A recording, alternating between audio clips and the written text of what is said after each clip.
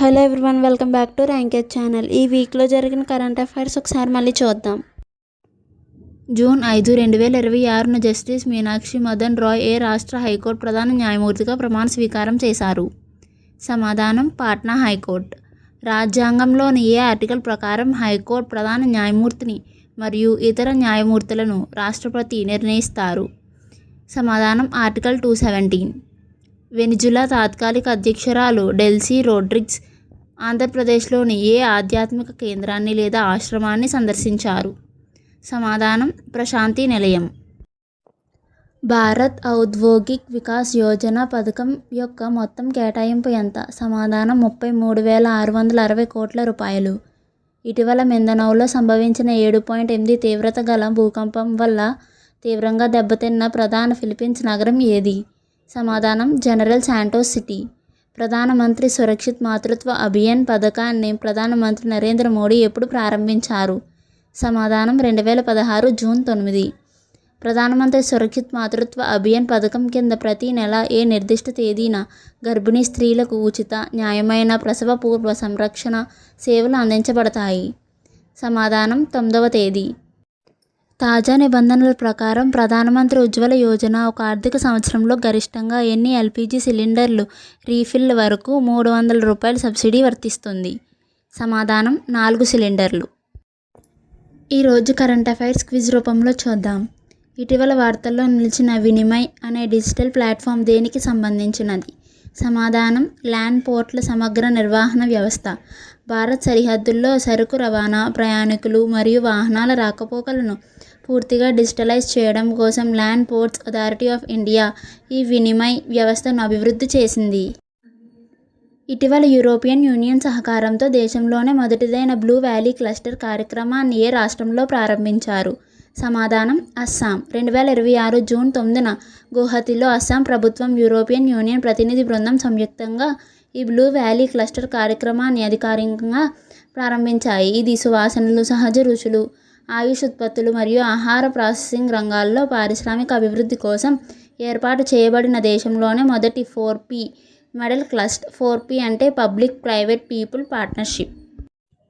ధ్వని తరంగాలను ఉపయోగించి స్పిన్ కరెంట్లను నియంత్రించే సాంకేతికతను సంస్థ అభివృద్ధి చేసింది?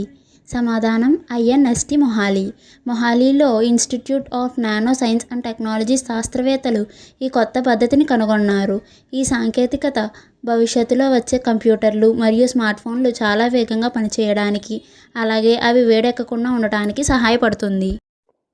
కేంద్ర ప్రభుత్వం ప్రతిష్టాత్మకంగా ప్రకటించిన 1.25 లక్షల కోట్ల రూపాయలు గ్రామీణాభివృద్ధి ప్యాకేజీ క్రింద కొత్త వికసిత్ భారత్ రామ్జీ చట్టం తేదీ నుండి దేశవ్యాప్తంగా అమలులోకి రానుంది? సమాధానం: జూలై 1, 2026. మహాత్మా గాంధీ జాతీయ గ్రామీణ ఉపాధి హామీ చట్టం స్థానంలో కేంద్ర ప్రభుత్వం ఈ సరికొత్త Viksit Bharat guarantee for Rozgar and Ajeevika mission చట్టాన్ని తీసుకొని వచ్చింది. ఈ కొత్త చట్టం ప్రకారం గ్రామీణ కుటుంబాలకు ఏడాది ఉపాధి రోజులను 100 రోజుల నుండి 125 రోజులకు చేస్తారు.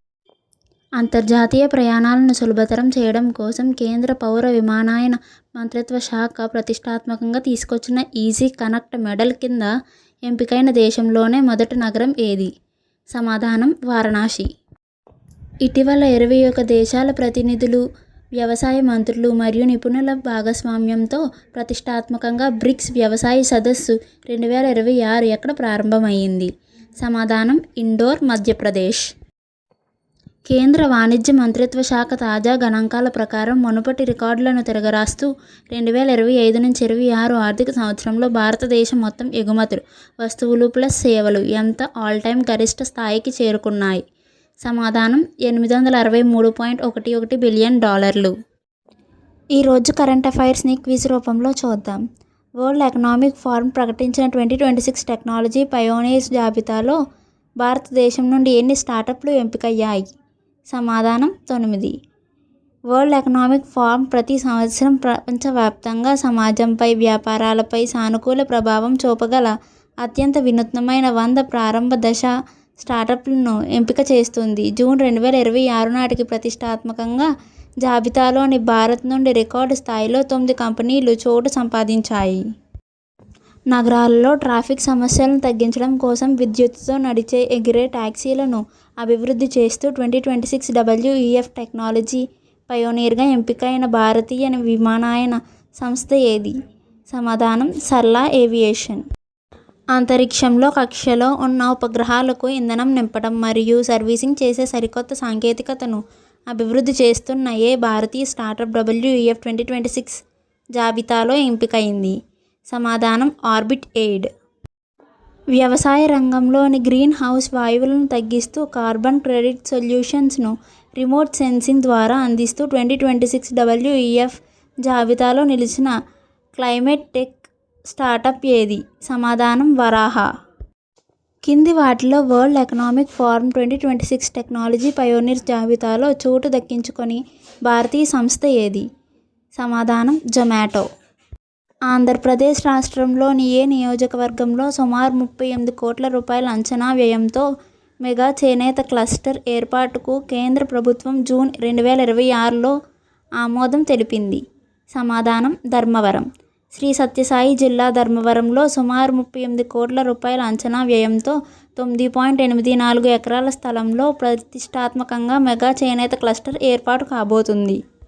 భారతదేశంలో మెటా సంస్థకు చెందిన మొట్టమొదటి భారీ AI సక్షమ డేటా సెంటర్ను అభివృద్ధి చేయడానికి ప్రముఖ ఏ భారతీయ సంస్థతో ఒప్పందం కుదిరింది? సమాధానం రిలయన్స్ ఇండస్ట్రీస్ లిమిటెడ్. గుజరాత్లోని జామ్నగర్ వద్ద ఉన్న రిలయన్స్ ఇండస్ట్రియల్ మెగా కంపెనీస్లో ఈ డేటా సెంటర్ను ఏర్పాటు చేస్తున్నారు. ఆంధ్రప్రదేశ్ రాష్ట్రం నుండి అంతర్జాతీయ బ్లూ ఫ్లాగ్ గుర్తింపు పొందిన ఏకైక బీచ్ ఏది?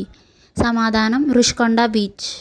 ఇటీవల జూన్ 2026 నటన విభాగంలో కేంద్ర సంగీత నాటక అకాడమీ అవార్డుకి ఎంపికైన ప్రస్తుత ఆంధ్రప్రదేశ్ నాటక అకాడమీ చైర్మన్ ఎవరు? సమాధానం గుమ్మడి గోపాలకృష్ణ. చూద్దాం. ఉదంతి సీతానది టైగర్ రిజర్వ్ భారతదేశంలోని ఏ రాష్ట్రంలో ఉంది? సమాధానం ఛత్తీస్గఢ్.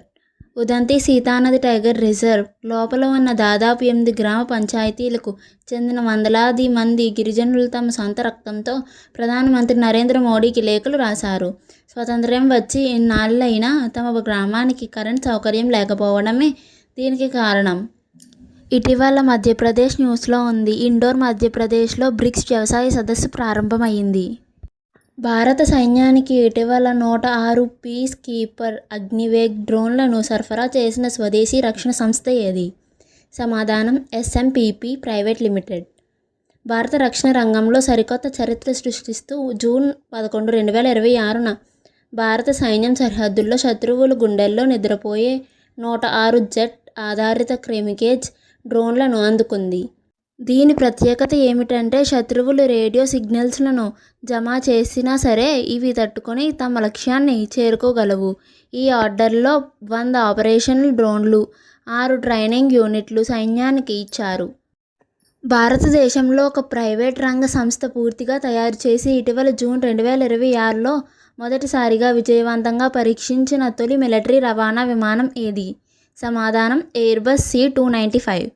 దేశీయ రక్షణ రంగంలో సరికొత్త చరిత్ర సృష్టిస్తూ భారతదేశంలోనే మొట్టమొదటిసారిగా ప్రైవేట్ రంగంలో టాటా సంస్థ తయారు చేసిన తొలి C-295 విమానం జూన్ 10, 2026న మొదటి పరీక్షా విమాన ప్రయాణాన్ని విజయవంతంగా పూర్తి చేసుకుంది. భారత్ వైమానిక దళం కోసం మొత్తం 56 విమానం ఒప్పందం భాగంగా 16 విమానాలను స్పెయిన్ నుండి దిగుమతి చేసుకోగా మిగిలిన 40 విమానాలను గుజరాత్లోని వడోదర ప్లాంట్లో టాటా సంస్థ స్వదేశీయంగా తయారు చేస్తుంది. వరల్డ్ బ్యాంక్ తన తాజా జూన్ 2026 నివేదికలో ప్రస్తుత ఆర్థిక సంవత్సరం కోసం భారతదేశ GDP వృద్ధి రేటు అంచనాను ఎంతకు పెంచింది? సమాధానం 6.6%. జూన్ 11, 2026న న్యూఢిల్లీలో జరిగిన 11వ నీతి ఆయోగ్ గవర్నింగ్ కౌన్సిల్ సమావేశం యొక్క ప్రధాన ఇతివృత్తం ఏమిటి? సమాధానం వికసిత్ భారత్ 2047 కోసం సమగ్ర మానవాభివృద్ధి. నీతి ఆయోగ్ ఉపాధ్యక్షుడిగా బాధ్యతలు చేపట్టిన డాక్టర్ అశోక్ కుమార్ లాహిరి గతంలో కింది ఏ ఆర్థిక సంఘంలో సభ్యుడిగా పనిచేశారు? సమాధానం 15వ ఆర్థిక సంఘం. ఈరోజు కరెంట్ అఫైర్స్ని క్విజ్ రూపంలో చూద్దాం. 16వ ఆర్థిక సంఘం కింద ఆంధ్రప్రదేశ్ గ్రామీణ స్థానిక సంస్థలకు 5 ఏళ్ల కాలానికి కేంద్ర ప్రభుత్వం ఎంత మొత్తం నిధులను కేటాయించింది? సమాధానం 16,627 కోట్ల రూపాయలు. 16వ ఆర్థిక సంఘం నిధులను కేటాయింపులు ఏ 5 ఏళ్ల కాలానికి వర్తిస్తాయి? సమాధానం 2026-27 నుండి 2030-31. 16వ ఆర్థిక సంఘం కేటాయించిన మొత్తం 16,627 కోట్ల రూపాయలు. గ్రామ పంచాయతీల వాటా ఎంత శాతం? సమాధానం 70%.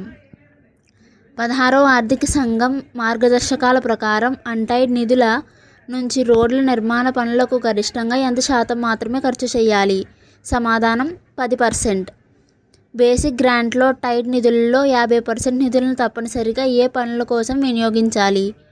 సమాధానం తాగునీరు, పరిశుద్ధం, ఘన వ్యర్థాల నిర్వహణ. ఆర్థిక సంఘం నిబంధనల ప్రకారం ఈ నిధులను కింద వాటిలో దేనికి వినియోగించడం పూర్తిగా నిషేధం? సమాధానం సిబ్బంది జీతాలు మరియు కార్యాలయ నిర్వహణ. రాష్ట్ర వ్యాప్తంగా ప్లాస్టిక్ కాలుష్యాన్ని తగ్గించేందుకు మొదటి విడత కింద ఎన్ని గ్రామ పంచాయతీల్లో రీసైక్లింగ్ యంత్రాలను అందుబాటులోకి తెచ్చారు? సమాధానం 50 చోట్లు.